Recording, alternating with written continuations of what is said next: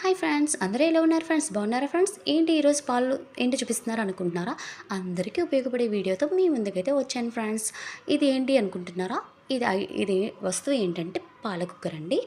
మనం పాలు పొయ్యి మీద పడుతూ ఉంటాం, ఏదో ఒక పనిలో పడి మర్చిపోతూ ఉంటాం, అవి పొంగిపోతూ ఉంటాయి. మ్యాక్సిమం ప్రతి ఒక్కళ్ళలో జరిగే పనే ఇది. అలా మనకి జరగకుండా ఉండాలంటే ఈ కుక్కర్ కొనుక్కోవాలండి. ఈ కుక్కర్ మనం ఎలా ఉపయోగించుకోవాలనేది మీకు వీడియోలో చూపిస్తున్నాను. మనకి పక్కన విజిల్కి ఇస్తాడండి, దాన్ని ఇలా తిప్పితే మనకి ఓపెన్ అయిపోద్ది.